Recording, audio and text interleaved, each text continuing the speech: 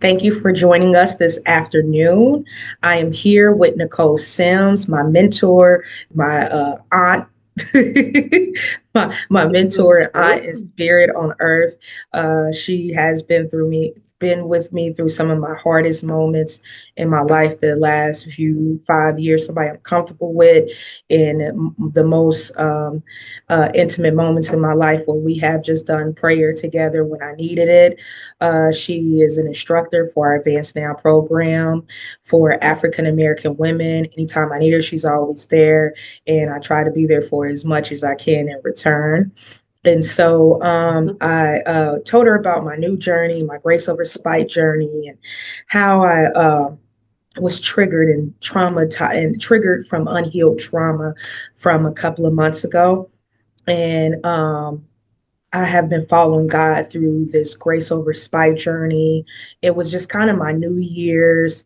At the end of the year, I was depressed. I can come grips, it being who I am and coming from the family I come from on my mom's side of the family. I think that they're not so open about their emotions. And I think with women, especially Black women, we have to be so strong at all times, whether a single Black mom or a Black woman. Women, we're the most disrespected creature and human being in the world. That was quoted by Malcolm X. It is hard being a Black woman. And sometimes we hold the entire world on our backs. And so that's just the coping mechanism that I have that I'm growing out of and recognizing as a Black woman. To thrive, I have to be able to feel, to grow. I don't want to just be successful in my career. I want to thrive, and I want to teach other Black women how to thrive as well, and other women outside of just being, African American women. But I can only identify with who I am as an African American woman, what I've been through and what I go through. And so I can openly admit and say I have been depressed the last few months. October is always my favorite month because it's my birthday month. I love Halloween. October is fun. It's fall. The leaves, they turn colors. I love everything about October. Even when I was a little kid, I love pumpkin seeds. I like uh, apple cider, Yeah. everything that you can think of what you would do in October, apple pie, pumpkin pie, the holidays is coming. Yeah. I'm October. I love October. It's my favorite time of the year. And in October, since it's my birthday, I celebrate my birthday from October 1st to October 31st. And so Yeah. my Octobers, and I say it all the time, it hurts so bad. My Octobers has changed in Mm, the last 3 years of my life. yeah. My mom, she died October 29th, 2022, of pancreatic cancer. I found out she was diagnosed, and she found out 3 days before us that she was diagnosed with pancreatic cancer, October 8th, 2022. My mom died 3 weeks later and had a colonoscopy 4 or 5 months My God. before. Wow. And I took her to the hospital for months, right? My Like when her God. colonoscopy, after she had her colonoscopy, it was like she was sick ever since then. And we were taking her hospital to hospital to hospital. And it was hard, painful to learn that you have to go to UC, University of Cincinnati Hospital, because it's a trauma center. And Hmm. 6 months before she died, her sister just died of stomach cancer. My mom been through a lot. Her siblings was dying back to back. Wow. She just got a divorce. When you have so many things going on, it's hard to Yeah. pay attention to things that you may not be seeing or feeling. And so, and then also with African Americans, unfortunately, we don't have the best health, uh, the health Mm, diagnosis, not the best right. health, like we're not in good health. The doctors, we Right. don't have enough of us that looks like us that are Hmm. doctors, because Hmm. my mother almost died in 2019. Oh, wow. Okay. I didn't know that. Yeah, no, she almost died in 2019. And so my mom's ex-husband took her to Good Samaritan Hospital. They couldn't Hmm. figure out what was wrong with her. They diagnosed her with double pneumonia. Oh, my And gosh. so Yeah. when my mom died, I was totally, I'm just going to say my emotions here, pissed off. Was that Yeah. pancreatic cancer then and you missed it? Right. Like Right. my mom had to go live in a nursing home for like 3 months to get Wow. her health back together. She literally almost died 18 months prior and then finally Wow. died. And so, Wow. of course, there's some anger there, but Hmm. when I talk about it, I guess I was telling myself, oh, I'm not going to be angry. No, it's probably I was just suppressing that. Hmm. Yes, I Right. do feel anger now that, it's okay Right. to feel like I do feel Right. anger about that because it's like, so did you misdiagnose her? Hmm. And Hmm. so my mom died in October. And so it changed my October. It's giving me anxiety talking about it. And then a year later, my aunt, her older sister, she died of kidney failure, but we consider Hmm. she died of grief. She had to bury majority of her siblings. She died of a Oh, broken wow. heart with her mom, relationship with her mom. Her husband, she had to bury her husband that died from lung cancer. Oh my Like God. That's a I lot. honestly, me and my cousin, we think she just died of grief. Just so. Mm, mm, And I honestly right. feel like at the end, like the last 8 months of her life, I feel like she had survivor remorse because Oh, yeah. Yeah. Or guilt. It was survivor guilt, guilt. Yeah, survivor guilt. absolutely. And so Right. it was stuff my aunt would say to me. That's my favorite. I'm like, no, please don't. Like where she felt like she owed me, she owed us Mhm. something Oh, wow. Okay. Yeah. because our her siblings died, but our mom died. You know what I'm saying? It was really hard Right. for Right. her to live through that. And so her funeral was in October, Mm-hmm. October 13th, 2023. And Wow. so, losing your favorite aunt that's like your mom, that your favorite Yeah. aunt is always right after your mom, especially when she Right. your mom's sister. Yeah. The double whammy. It's like losing your Like mom losing all your over mom again. twice. Right. Right. So my October's has changed. And then Mm-hmm. my cousin, her mother, my cousin I'm really close with, my older cousin, she's like a big sister to me. Her mom, this is my second cousin though. Okay. Her mom died last October, and her Oh funeral my. was 2 days after my mom's anniversary death. Ugh. I broke down and cried Yeah. so hard at Yeah. my aunt, my cousin, mom funeral in October. I had a nervous breakdown Oh my because God. of suppressing all Hmm. year, just staying Yeah. busy, Yeah. keeping myself busy. And then, Right. I'd have been through so many funerals, Nichole. I don't even Mhm. like going to funerals anymore, but I Right. go Right. for my family. I go for my friends to make sure I'm support. But now when I go to funerals, every funeral I go to, I wear my sunglasses. Mm-hmm. Yeah. Yeah. And that happened with my Aunt Mary. Every Mhm. funeral before that, I was wearing no sunglasses. Every Right. funeral, when my Aunt Mary died, I started wearing my sunglasses. Just Yeah. so Hmm. sad. Yeah, yeah. I mean, that's a lot for any one person to take on. And, grief shows up differently for everybody. Everyone deals with grief differently. And what I've seen in you in the past few years, I've known you since 2015. That's when we met. So it's been a long Mhm, time now. And I've thought in these past few years, busy, busy, busy, busy, busy. Don't have to deal, don't have to deal. Don't look over there. Let me busy, busy, busy, busy, busy. And it's like all of that grief came crashing down on you at one point because we can only run from ourselves for so long. And even recently, at the end of last year, you told me you were sick and you couldn't get well. It's like, sometimes the Lord will sit us down. It's like we mhm, got to deal with this, and our bodies will, even if we're not consciously dealing with it, our bodies will mhm, deal with, and it's going to catch up to us. And at that point, it's like, okay, now I got to deal because it's just me and God mhm. now. There's I no one yeah, else. that's There's why I was no telling you that I had to like when I got sick, that's when I had to be really realistic with myself. Like I'm getting sick, and then I had that trauma. I told you, PTSD, unhealed trauma, just Yes, triggered me. absolutely. Like it was like suppressed something, triggered me, Right. unhealed trauma, and Yeah. I'm learning, which we spoke about, is the emotional maturity from my reaction from the trauma, Yeah. the emotional maturity. And so, Mm-hmm. but I'm happy to have you as a mentor. But yeah, that's why I wanted to kind of adjust my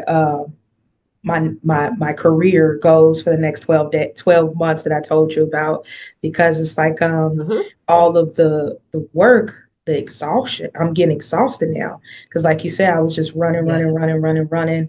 So I don't have to feel anything, numbing myself, working, drinking, numbing myself, eating, numbing myself, Mm-hmm. to the point that Yeah. I honestly feel like what you said, Nichole, it just all caught up with me. The grief, I got depressed, my Mm-hmm. anxiety and depression, and then I got Mm-hmm. PTSD, and then I'm getting triggered. It was just like I had to do something. And in December, I just prayed to God, and I was like, I want to change. I'm Yeah. tired of holding on to this pain in my heart. My Mm-hmm. broken personality, which I'm learning from Joyce Meyer book, Healing the Wounds of a Woman. Mm-hmm. Um, I'm just tired of feeling this way with grief and a bad breakup that happened about 7, 8 years ago that was very traumatizing to me. I'm just ready to move on with my life. Like, Yeah. I'm ready to move Yeah. on. I'm ready to give God both of my hands back and just move Mm-hmm. on. And so that's really how the Grace Over a Spite Challenge happened. It happened with me being spiteful. And so it Uh-huh. was God that told me to do that action, though. I think people thought that I was making up that action. No, Mm-hmm. I took that as a sign. Something happened. I took it as a Yeah. sign to do that because I felt like for this to happen like this is Mm-hmm. God telling me to do this. And Yes. people thought I was doing it just to do it, Mm-hmm. but I did it. And when I did it, God told me, he showed me I'm spiteful. Right. See how Yeah. spiteful that is? You see Mm-hmm. what you just did? Mm-hmm. Right. That's Mm-hmm. spiteful. Do you Mm-hmm. recognize that? It don't matter what anybody else was trying to tell me. If I don't Yeah. recognize it and I'm not aware of what's happening, it's pointless. Mm-hmm. And so, but that Right. humbled me in that moment. God really stepped back and humbled me because I believe as people, we can become very judgmental sometimes, Right. Yes, we can. and we could feel like I know I have that issue which I was talking to with God about control, letting go of control. And Mm-hmm. so, me and you were personal development, professional development people. Yep. And sometimes I do have that, that maybe that's a little judgment where I'm like, well, this person can do this. It's like, I Right. mean, you can do this. I mean, Yeah. how can't you do that? I mean, what is Right. wrong Right. with you? I Right. never met somebody like this before. And Right. so, but in that moment, it humbled me because it made me remember that we all have things about ourselves in blind side spots that we may not be so self-aware of. Right. We can. And that was one for me. And I learned that me being spiteful, that was just me being a product of my environment, the women that I was around. Not these were gorgeous, beautiful women, but they were hurt. They may have not picked the best choices in man. And so, Mm-hmm. which we spoke Yeah. about, because I would always say, like, all of these women, Mm-hmm. their parents were together, their parents were married, their parents grew old together, but that was Right. just the transition of the world. Is Mm-hmm. that people, before your generation, think Right. people my mom age, everybody before your generation, their parents are like married, but that doesn't mean that Yeah. the marriage was good. That doesn't mean that True. these people should have been together. Why were they together? It was just Was it the might not have been culture healthy? thing Yeah. to stay together. And Right. so I even reflected on that, like, but look how much Generation Xers are divorced. Look how many people are divorced now. So Yeah. everything couldn't have been right about some of Right. those marriages that was together forever.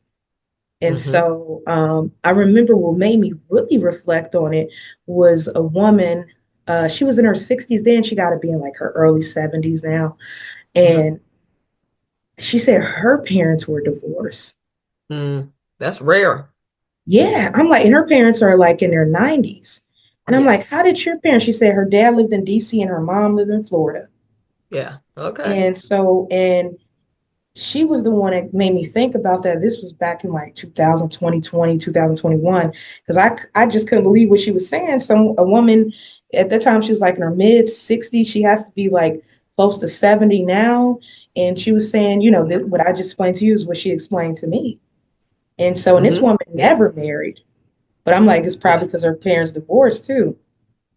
That's I true. was, That'll impact you. And I will say, my grandma passed almost 2 years ago. She was 96, and my grandmother was divorced. She got divorced in her, let's see, my mom was born in 45, and my mom was young. So I'd say, in the 40s is when she divorced. And that had to be um, a lot on a person that day because it was taboo. Yeah, because I will tell you, when I went through my divorce, here it is. Well, it was 2020. By the time I got divorced, we separated in 2012. I was separated for 8 years. Okay.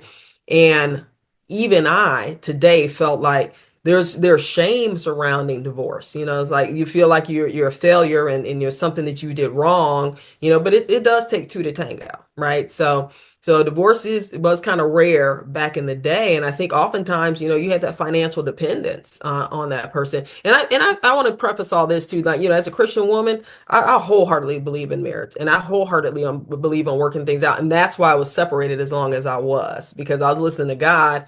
Because if it mhm, were talk about spite, if it were up to me and rash decisions, if it were up to me, I'd have been out after 3 months, right? But mhm, the Lord was like, you have no reason to divorce. Don't you go file for a divorce. And that's what God was telling me. And I had people telling me, oh, you need to move on. You need to this, that, and the other. And the tough part, it was a mental toughness because I felt like everybody thought I was stupid, or she probably feel like she can't meet anybody else or whatever. And it was none of those things. It was simply obedience. So, and that's kind of been the story of my life. What does God say to do? But the only way we know what God says to do is to have that relationship in the first place. And so many people don't. They have that people have an idea of who they think God is based on society, other people, but they don't take that moment to get to know him for themselves. And if you approached any other relationship like that, it'd be a dead relationship. It wouldn't last. So, I tell people all the time, it's like it's no different when when you're trying to date somebody or go out with somebody. You spend time with them, you talk to them, you want to know their thoughts, you ask them questions. So it's no different. And it really takes that. That is the bottom line way that you get past anything you face in life, whether it's spite, whether it's grief, whether it's confusion. That's it. That's people said, how have you been separated this long? I said, well, number one, I didn't know it's going to be this long. mhm. Number two, God, that's all I got. That's all I got. That's the only answer I got for you. Because I'm like, Lord, I was, and by the end, I was like, Lord, please end it or fix it. End it or fix it, please.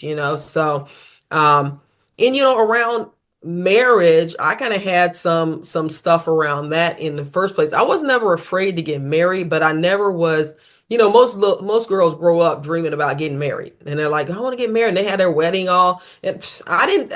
It was out there somewhere, I guess, but I wasn't like gung ho running for it. And even now, I'm not gung ho running for it. If it happens, if that's what God has for me, that's great. But so it was kind of surprising. I dated my ex was we were friends for 8 years before we ever started dating. So I started dating a friend. So you think you would have had it right. But I also knew if I date this man, I already know we're going to get married because you date to find out, do you like the person? Do you have the same things in common? What's their mindset on stuff? And I already knew that was there. So I knew that I would marry him. And it's people always want to say, well, why did you get divorced? It's like, well, you find out, you let me know, because honest to goodness, I can't point to any one thing. I have some theories of what I think it might be. um and going back to, my parents are still together. They've been married since 66. So what are they coming up on? 59 years.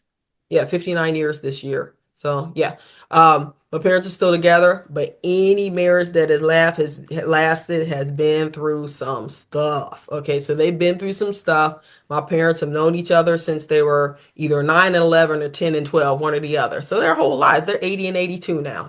So they know each Hmm. other very well. You know, But way because I ain't no way saw I'm knowing nobody at 8 years old and leaving them. girl love, who did I know at 10? Are you kidding me? Yeah, No. 10 years old. But just looking at the stuff that they went through, I was just like, probably in the back of my mind, it's like, can I ever trust anybody enough to commit my life to them? And Max is a good man. I don't really have anything bad to say about him. Um, he did in the relationship, he did just kind of withdraw. And he's a quiet guy anyway, but he just kind of withdrew from me emotionally, whatever. And it's just like, I told him one time, I said, you treat me like I cheated on you with your best friend. And he was just like, and it just hit him at that point. I think he honestly withdrew out of fear. I think he felt on some level I was going to leave him someday. So it was his way to kind of shield himself, because we can't point to anything. We can't be like, oh, there was financial trouble. Like, oh, there was somebody cheated. Not, like, none of those things were going on. There was really no reason for my marriage to fall apart. He didn't I feel just good know that enough it for did. you. I resonate with that because I felt like that's what happened with the young man that I was dating for a decade. It was like, like we met in 2015. And so, I had my non-for-profit organization. And so when I dated him, we were 19 years old. We're from Mhm, the inner city, urban, neighborhoods of Cincinnati. And so mhm, we dated through my nightlife club promotion career. And I think that in that environment, he felt more confident because there wasn't a lot of African American men around him doing much. Where okay. from the environment, the neighborhood that he came from, the statistics of a black man doing well coming from Bond Hill is Mhm, very slim. And right. so going from being in that environment, feeling like you are like feeling like you're the top choice, and then there's most of the men down here and they're around you because they feel like you're doing well, and Right. then you're dating me, and then now I got these networking events, I got this organization, and I got all these corporate young professionals around me, and then you go downtown to Igby's and you Mhm, see black men that's your age that's running $1 million businesses, working right. at Fortune 500 companies, and you Mhm, think that you showing up in your suit nice, uh-huh. and you think you showing up and you doing something. Then he changed his careers from that to, which I told you he was working at Anthem. He left Anthem to work at a different firm that I told you about. And so Yeah. where he was working more off a commission. But I Mhm, loved him. I didn't care, about anything. I supported him just as much right. as he supported me. But I think that he grew insecure seeing the man that I was around, and even the men in my events, Right. even some of my guy friends that were young professional degree holders working at Fortune 500 companies. He's not working at a Fortune 500 companies. They're like, every time he come to events, like he follows you, follow right behind you. And so Wow. Okay. they would make jokes and say that, and I would laugh and I'd be like, it's okay. And I knew he was insecure. And then whenever, Right. yeah, and then they'll make jokes like how they'll talk to me, and how Mhm. when they're talking to me, he's always watching at the bar. Right. And Right. so, Right. but Yeah. I didn't think about any of those red flags. I didn't take those as serious red flags to look for Right. Right. into Yeah. those situations started becoming very serious. But I believe that due to his insecurity, and I believe that he failed a test. It was an exam that he was supposed to take, and he Mhm. failed it. He said that he got to the exam late. And I was Okay. like, well, just make sure you get there on time. I was with him. He was studying all night. He was studying the Right. day before that. He was studying all week for this test. How you show up late to the day you taking a test? Right. I know you was busy and you got stuff with family and stuff, but if you know this test was this important, Yeah. how did I've you got show up plans. late? Right. And Right. so after I said that to him, because he was really he's not good at taking constructive criticism. I think Hmm. after he I said that to him, he got really intimidated. He got really upset at me. And that's when he Hmm. started playing games. That's when he started withdrawing himself from me. That's when he started hurting me and stuff. And so, but no, Hmm. I could definitely relate to that. I think that he felt like Right. um I was gonna end up leaving him alone anyway. Hmm. So he was just gonna, I think his pride and ego, he didn't want to feel like he was the person that wasn't good enough. He was the bad person in the situation. But due to Yeah. his Mhm. insecurities, that's what he ended up becoming. And I think that's probably common with Right. your marriage. Right. Well, absolutely, because you know me a long time. I can talk to anybody, okay? Yeah, But when you have somebody who's quiet anyway, and then they purposely withdraw from you, I I think it was a wait me out situation. Like, I'm just going to withdraw. I'm just going to make her so miserable that she will leave me. That's really because he didn't believe that I loved him. So he said, so I think he just withdrew to the point where I don't care what anybody says, there's abuse, there's physical abuse, but then there's mental abuse as and well. And then there's psychological emotional abuse. abuse. You have an emotional Yeah, abuse. psychological. So somebody does that to you and they're just not talking to you, they're not looking at you. I mean, none of those things. It's like, what have I done to you exactly? And they can conjure up That's a whole really narrative crazy in their because head. that's Yeah. exactly how I felt. Like that just Yeah. resonate with everything that I went through with the guy that I was Mhm. seeing, even though, we're younger, we're babies to you. Mhm. But Yeah. that's exactly how I felt like that's how he was. And at Mhm. that time, I gained weight. At that time I was under 200 pounds. And you telling me you don't want to look at me? Right, right. Yeah. You don't Yeah. want to look at me at all? Like Yeah. now Yeah. you're not attracted to me at all? Yeah. Like I'm Hmm. the problem and all that. That's, psychological abuse. So he was saying verbal things to you to kind of tear you down a little bit. Passive aggressive, similar to what you're saying, like Oh, very much passive aggressive. My ex was very very much much passive passive aggressive. aggressive Oh, behavior. And right. so I would just, it was hurting me, but I'll talk to my girlfriends like, girl, don't even worry about that. I wouldn't even feed into that or none of that. And I Right. wasn't, but it was hurting me. And Hmm. so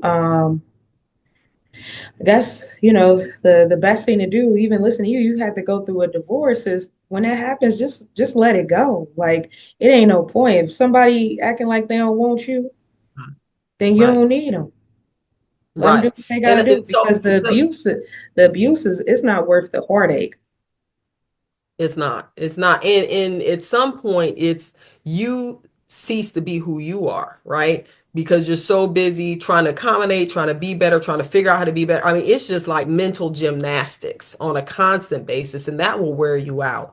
So, I don't know if somebody asked him, he could probably tell you exactly why he withdrew or acted the way that he did. But I was trying to be obedient to Christ and honor my marriage vows. But around the 10-year mark is when I initiated the separation, but he initiated the divorce. Now, the biggest punch in the face to me was we separated in 2012.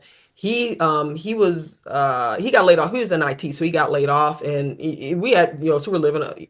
I mean, I was working, of course, but we had savings and everything, so it really didn't hurt too much or anything. But then he takes a job in Dallas. I'm like, for those watching, we are in Cincinnati, okay? So I'm looking at like, Lord, the man is in Dallas. Release me, please. So that was really the big to try to keep some faith through that and to still pray. And in my mind, it's like we're gonna have a recovery, we're gonna have the best story for marriages and how we've been to hell and back and all of that, and none of that happened. That's all right. It's okay to believe that, but when you're in the midst of it, you never think you're going to be okay. And I will say, I'm not one who I didn't even cry much. I'll tell you the truth because I was so believing. My faith was so strong. I was like, what am I crying over? It's something that's That's going to be almost like healed. Why? psychological abuse right there too. Why would you take a job all the way far from Right. Cincinnati, Ohio? You know what I'm saying? That's like Yes. And I'm what? gonna Yes. intentionally hurt this person, gaslight them, Right. and make them insecure because I'm insecure about myself and make them wonder what's Right. happening in Dallas, Texas. It won't come out my face and say I want a divorce. Just come out your face and say it, okay? Rather than just trying to wait something out. But I said to him, I said, do you honestly think the Lord would have you move away from your wife? Well, I mean, the job was offered and, the job was available. I said, Satan knows how to offer things too. Come on. That same day we had that conversation, because I'm like, I'm flabbergasted. I'm like, I can't believe this is happening. We went to Starbucks to have a little talk or whatever. And that day, when I tell you God speaks, he got T-boned. He should have died. He should have absolutely died. That car was destroyed. And I looked at him later on. I said, and you don't think God is talking to you? Okay. So, but again, I had to be obedient. I can look back now and say, I mean, I don't, it's about I hate to say about the grace of God because a lot of people want children. And, if God gave me children, fine. He didn't, that's okay too, because obviously they weren't part of my purpose. But because we have no children together, we have no assets together. It was easier for me to heal because I don't need to see him for any reason. It's like when it was over, it was for real over.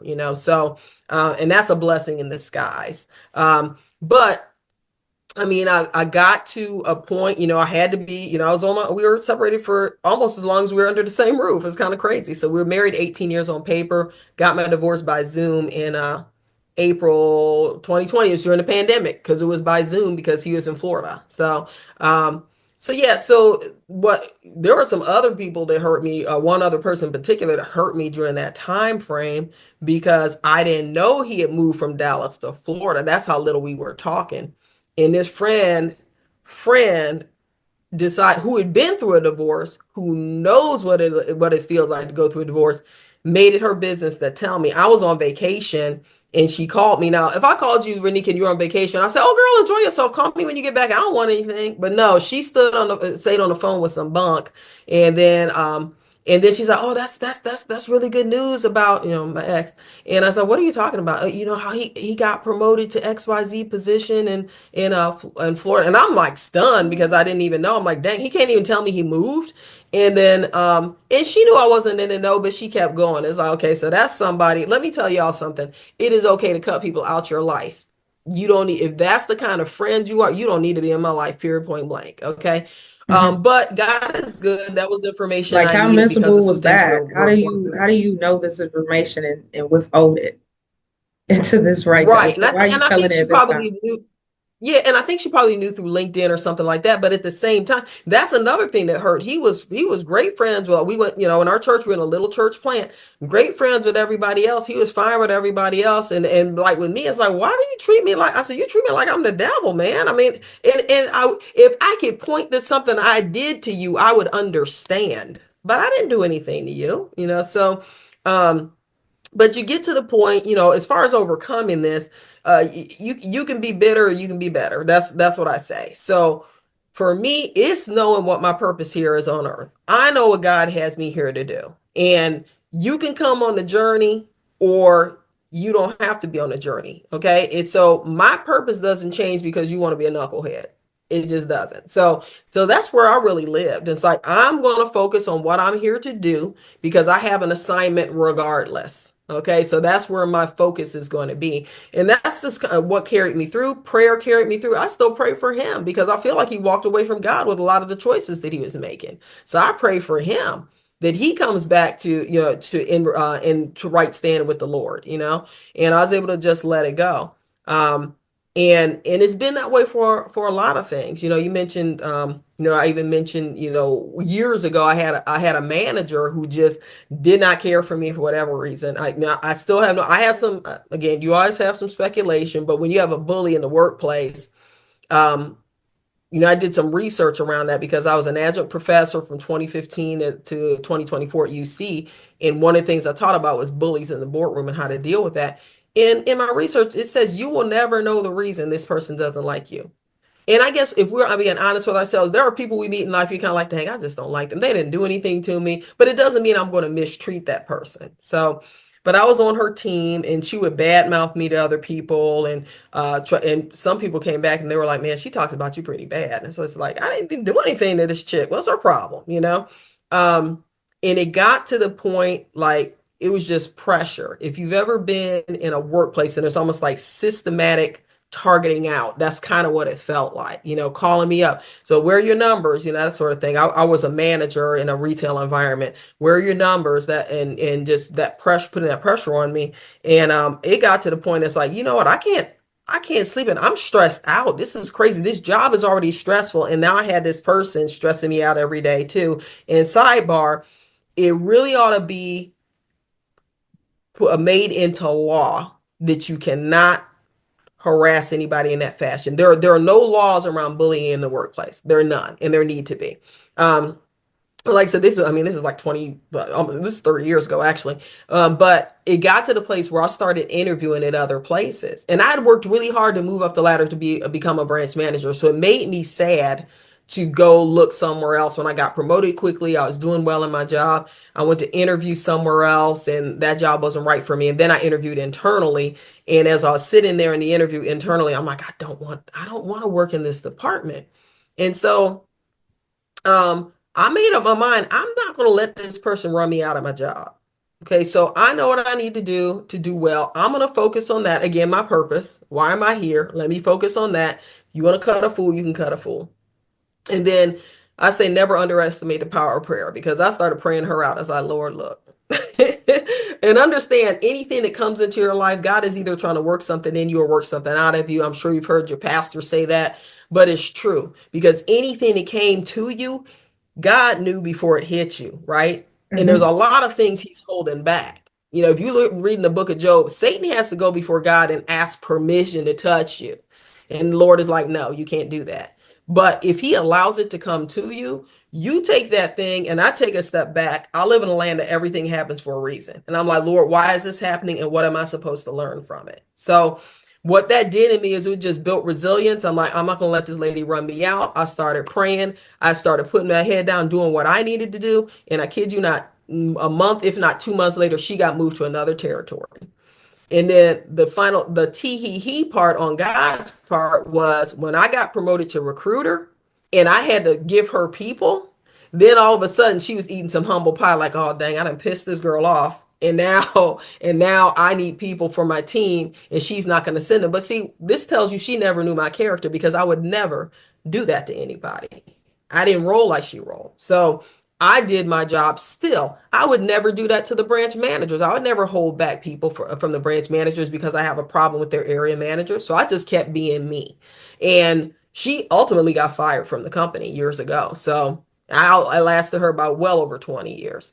So never let people control your future, and what it is that God has for you. Because I built a 27-year career at that organization. I learned how to do what I'm doing now at that organization by becoming a recruiter. I'm a career strategist is what I call myself, because I do all things career, help you identify the right career for you or advance in that career. Doing what I do for Renika. I'd have And never I met would say Renika if you I have no. changed a lot of women lives through Advanced Now program, and we appreciate you. Yes, absolutely. So, and that's just what I love doing. So, if you know you're on the right track and yet there's things coming at you trying to get you off track, that's oftentimes a sign that you are on the right track, right? So, what can I learn from this that's going to propel me into all the things that God has for me to do? So, um, in fact, one of my favorite scriptures is Ephesians 2:10 and 11 that says, we are his workmanship, created in Christ Jesus unto good works, which he has before ordained that we should walk in them. So that means that God's already got all the good stuff out there for me to do. And all I need to do is trust him and put one foot in front of the other and walk in those good works. Those doors are open. I just need Amen. to walk through. So, yeah. Amen. Yeah. Amen. Yeah. Well, I like that. I know we have just went right into it. So I want to Yeah. do the event introduction here. This is for the person that's editing the video. So Sure. they'll see it here. So I'll do an introduction again here for the person editing the video, just because we just went right in, and we didn't really do the event introduction. And I didn't want to stop Nichole while she was talking, but I also did not want to forget to do this because I can be forgetful. So I'm going to give the introduction in a couple of seconds. Hello, thank you for joining us this afternoon. For today's event, we are discussing embracing grace, transforming spite into strength. And I have Nichole Sims here from Bold Career Consultant. And so she's a great mentor of mine. And so we're going to have a discussion about how she overcame spite through her career journey and also her divorce and how she had to deal with those emotions and how she overcame those. We're just having a conversation. So it's just a conversation. All of the most of the virtual sessions will be more just a conversation to give people dialogue and give them insights and learning from others' personal journey.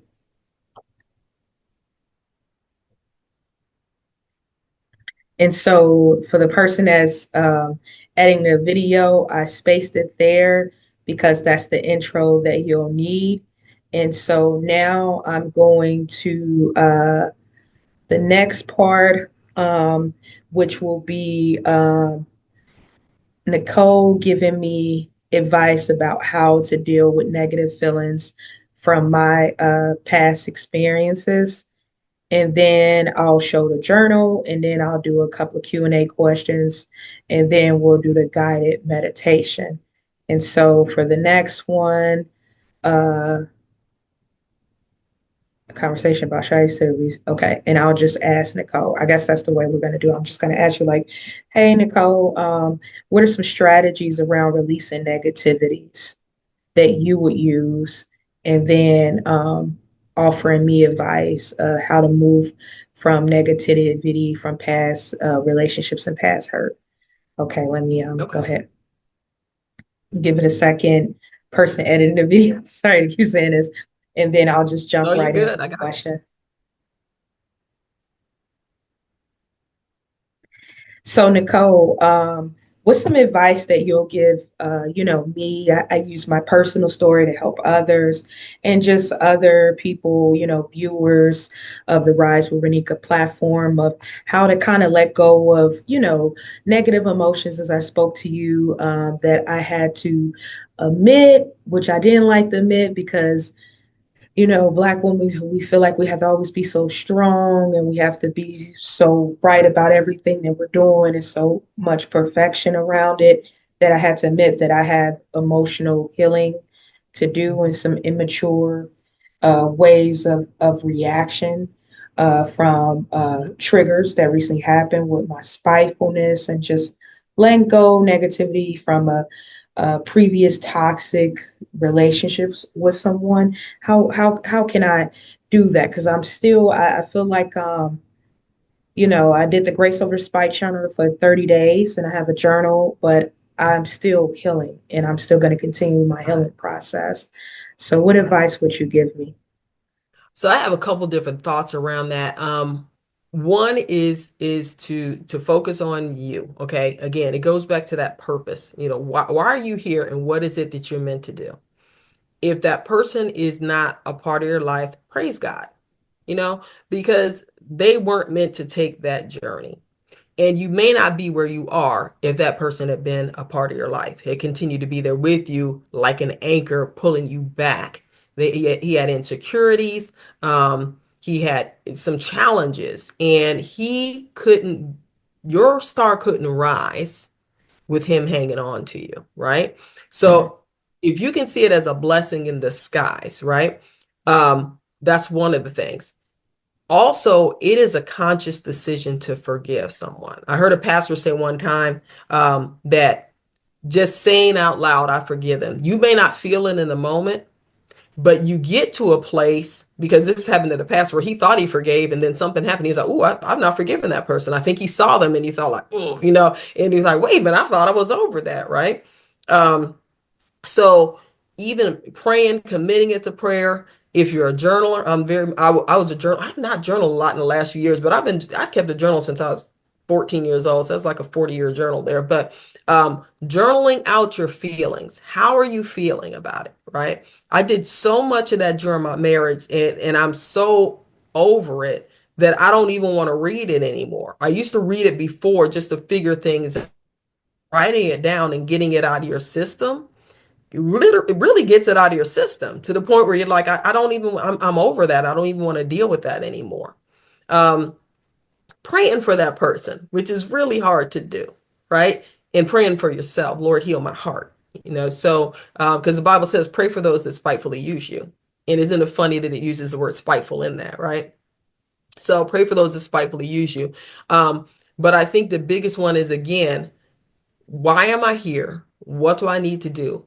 How much more of my life do I want to give to this person that has already taken enough? Because the more we dwell on it, the more we backtrack, the more we're looking back, we can't look forward. And you know, I had said when we separated, I was 42 and I separated. I'm like, I already gave this man my 30s. I don't want to give him my 40s. And darn if he didn't get my 40s, because that divorce wasn't over till 2020, and that's when I turned 50. But going forward, I've got a long life. My family lives into their 90s. Okay. So I have a long life. And honestly, he called me a couple months ago and I was shocked. And I'm like, wait a minute. And he left me a message. But honestly, there was no bitterness. There really wasn't. And so that's how I know that I was past it. It's been a long time removed. And the older you get, the faster time seems to go. And I don't have time to focus on dwell on what's happened in the past. Yeah, look at it and see what your part in it was, because it does take two to tango. It's not like I'm over here Miss Perfect. I can be tough to deal with, I'm sure. I don't know, you might be hard pressed to find somebody to say so, but but I think that's it. Really, really focusing on what it is that you're meant to do and putting your energy there. And I'm thinking about my mom. I'm thinking about myself, my little spiteful ass. Uh-huh. You Like might, just you have it. seeing It sounds myself, like you got listening to you and this. seeing myself visually. Yeah. Right. Well, and Yeah, I'll no, say I something love else that too. advice. Yeah. Yeah. I'll say this too, because Renika and I talked off cam a couple weeks ago, just in conversation, that sometimes spite might be closely linked to jealousy, and it's hurt and things like that. Those are all probably come in the same bucket.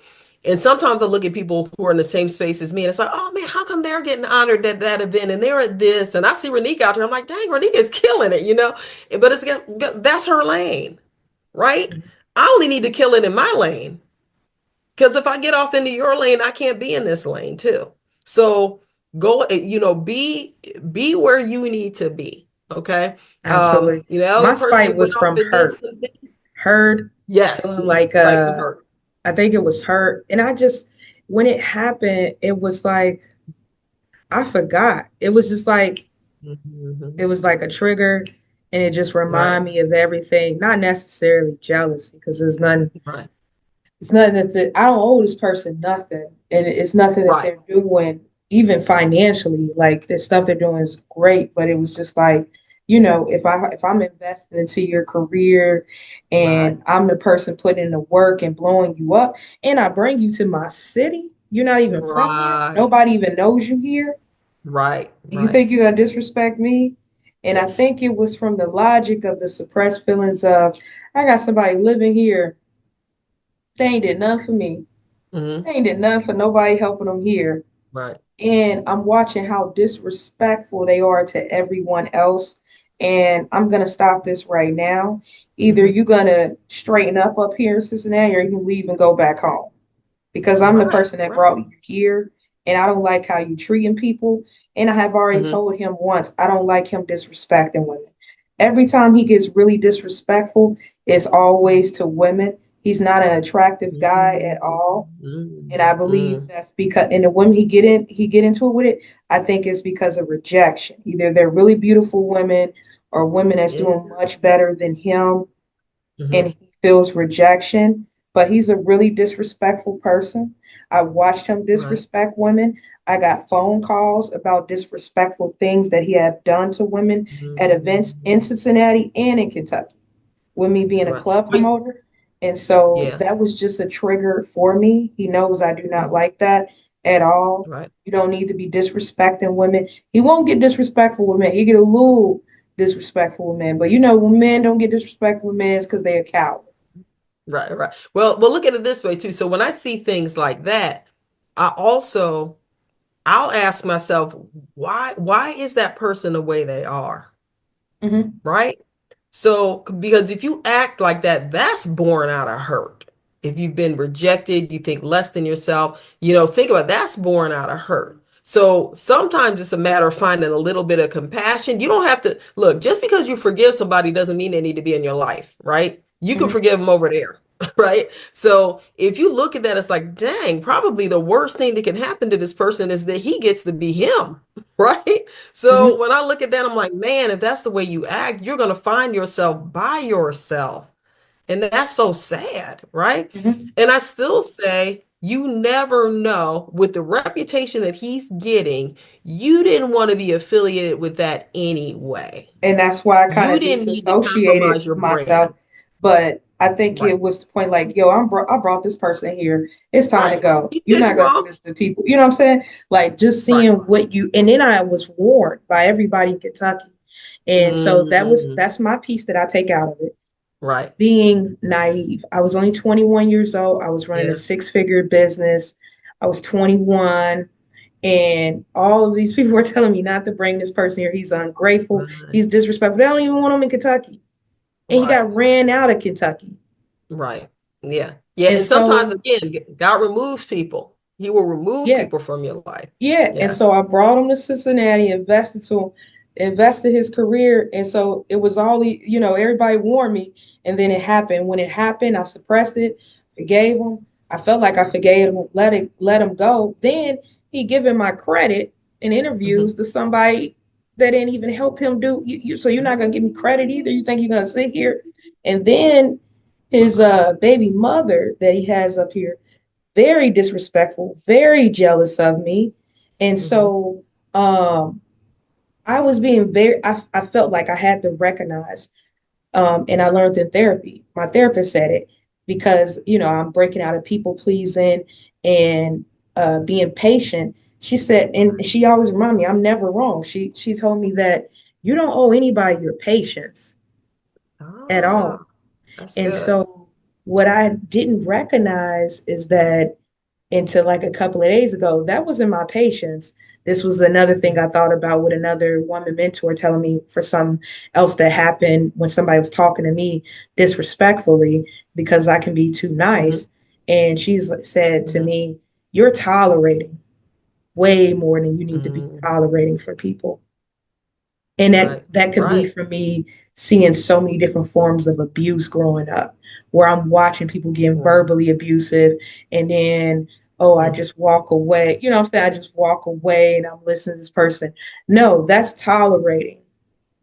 You know what I'm saying? Yeah. To growing up being Right. a product of my environment, you're tolerating people talking to you and disrespecting you like this. And so it was just not the time of the year, Nichole. My Octobers Yeah, has changed. true. It's true. That's true. That's true. And You and know? so even in taking from it to help to use it, okay, when this happens again, knowing that's a trigger for you, like with him or whomever, because you'll Yeah. recognize it in whoever, like, wait, I've seen this before. All form now, figure out now how you will respond in that situation. Like I'm going to respond immediately and I'm going to respond clearly, but I'm going to respond respectfully at the same time. Mhm. So, purpose in your mind that, like, okay, this, I've been mistreated in this way, but it's not going to happen again, So that's some growth for you, even in that moment, to say, no, this is not going to happen. And you're not going to talk to me that way, So, and you put your foot down, and you draw a line in the sand. So it teaches you, it's helping you to grow too. Because again, I live in a land that everything happens for a reason. So you went through that for a reason to toughen you up, or to show you how to handle those situations. And yeah, and so I would take that from, see what you can take from it too. So make it, I always say use it or it will use you. Okay.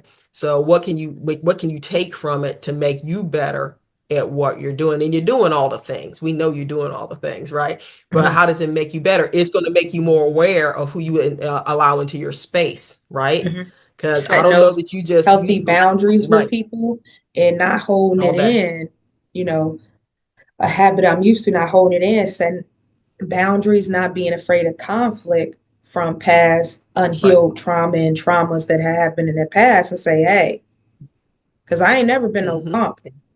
I ain't never been no Right, afraid to right. fight or anything. So there's no reason for me to be afraid to speak up in conflicts, but in a professional, respect way, which I am very professional, but let a person know, like, hey, I don't like what you did. You're very disrespectful. I don't want you in my Hmm. space. I don't want anything Right. to do with you. And just Leave leave my it at event. that and be assertive about it. It's like, I don't Absolutely. know why I have that fear, but I'm working on being assertive, like, hey, instead of being quiet about it because I'm afraid that a negative conflict is going to happen. And I either have to fight with my words or fight with my fists, which I decided to start fighting with my words Yes, because use your fighting words. with my fists, Use your fighting with words, my girl. fists got me in so much trouble Right. You too old that for I that. You had to can't be fighting start people fighting for with my real. words. But now I got to stop fighting with my words and I have to just learn, like, hey, I ain't got to fight this. This Right. ain't a That's battle I it. need to fight with my words. This ain't a battle I need to fight with my fists. I don't have to fight. I don't have to survive like that. That was my survivor Right. mode to this is my boundary. Right. That's it. That's it. Oh, and I just had a lady say earlier to me, I had breakfast with her, brunch with her, and we were talking about some things, and she said something that's very profound, and we forget, and I knew this, but she reminded me, silence speaks volumes, you know. So sometimes when people are out there selling wolf tickets or whatever, like Brent, I mean, I don't know that much about rap, I will say that, but look at like Kendrick and Drake, right, going at it, right? If Yeah. one of them would just hush, it would go It away. would, You know, yeah.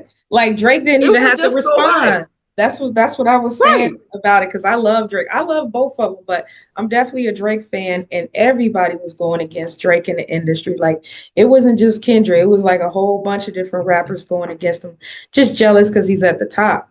And so Right. he uh Yeah. he responded. I wouldn't even respond because it wasn't a way he was gonna Right. get that responding, especially when somebody already got that much animosity and they know that they're geared up for this and they have more to gain than you do. Right, right. So here's my problem. Like again, I don't know that much about it, but all I know, so every time I look at Drake, I'm like, dude, you're on Degrassi. I just can't get past that. I was like, how you gonna be hard in a rapper and you're on Degrassi high? You know, that's the program back in the day. It's like I can't get past that. That's why I'm like, I can't take him seriously, like at a rapper, like being like Thug Life or something. I'm like, I ah, know. boy, come on, you're on Yeah, I Degrassi, know. man. People Stop it. say that. It was funny though because I was just watching his interview online with Mace and Cam. You Mhm, know, they got their own show online. And Mace, mhm. he was talking about Drake. He said, you know, he wasn't saying Drake, but he was referring to Drake. He's like, see, this is where rappers mess up at because Mhm. rappers now they can become gangsters by their rap words, and then Right, yeah, and then you wake up. Now you six guy because that's what Drake called himself, six guy. Now you right. six guy, and now you in a rap beef with. Girl, look, all I'm gonna say is this. Look, it is very obvious to everybody watching, I am from the suburbs. Okay. I'm not gonna pretend to be anything else but from the suburbs, you know, and it's like, come on, Drake. You're from the burbs. Stop it. Yeah, So anyway. But yes, but that's I mean, again, one person silent, it squashes the whole thing. You know, I don't need to respond to you. I don't need to respond to your taunts. And you know, if you leave it there, that volume speed, you know when you do better and you're blowing up and everybody sees the thing that you're doing, that's what speaks. Let that speak. You know, let your character, let your brand, let what you're doing for others be your voice for you. You know. yep, absolutely, and I think that's great advice. And so I just want to show the journal. So I'm going to show the Grace Over Spite journal Sure. that we have a free download for people who would like to use the journal. Let me share it.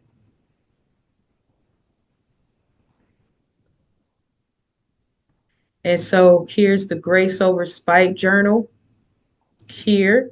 And so it's a 30-day Grace Mhm. Over Spite journal. It starts with a motivational message for the Grace Over Spite 30-day challenge. Welcome to the Grace Over Spite 30-day challenge. And so I give the purpose of the book, and then you see me here. And so how to use the journal. And so it gives that, and then it goes to grace over spite. Choosing grace is choosing yourself. And so we go to the journal prompts. So here's some of the daily journal prompts.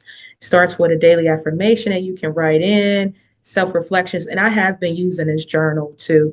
And it's helped with the end of the day reflection. And so we have this prompt for like 30 days straight. And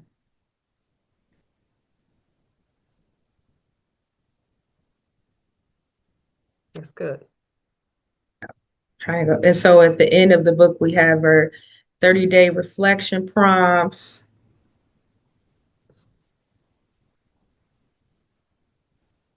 the Grace Over Spite 30-day challenge.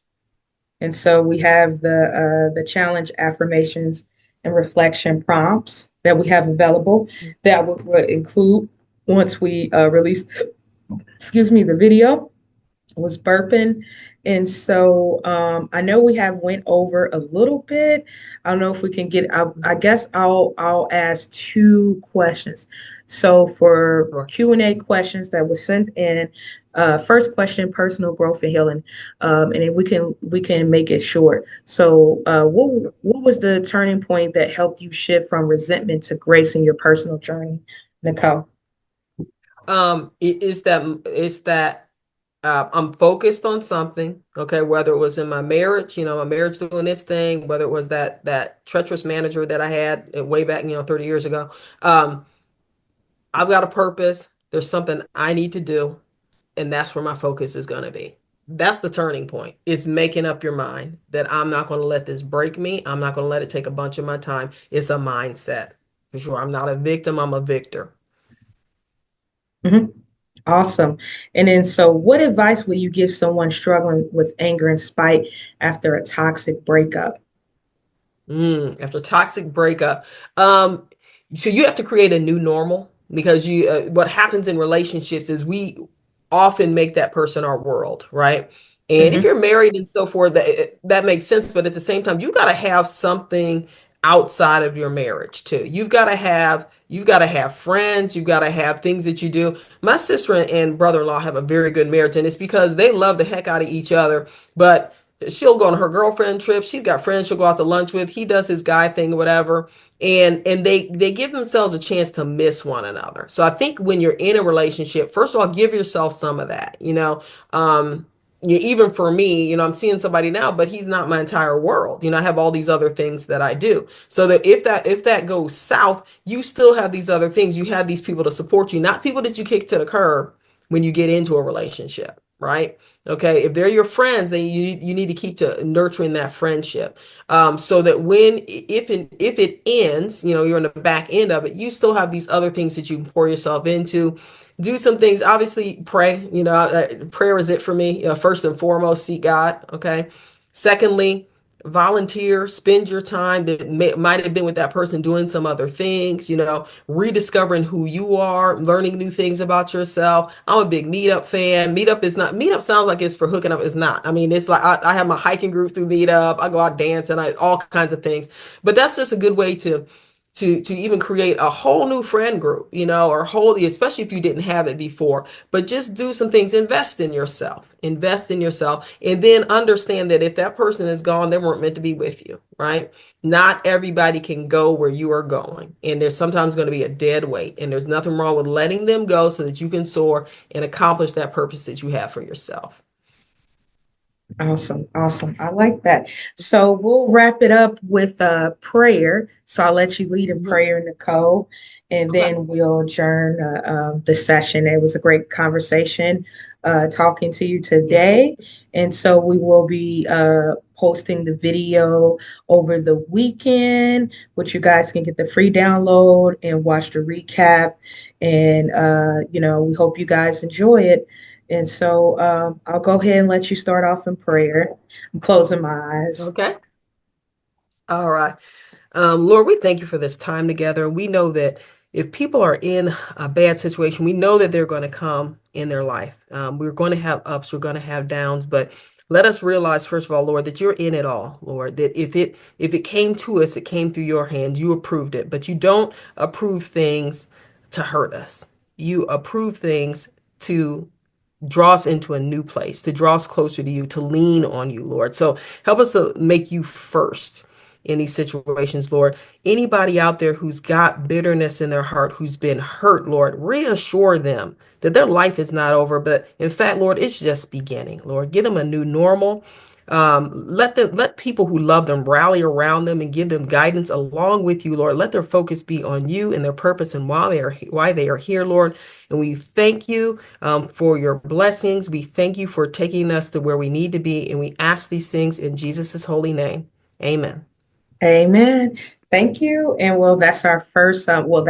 That's the challenge. Our next challenge we have coming up is centered around self love, and self worth, and self esteem.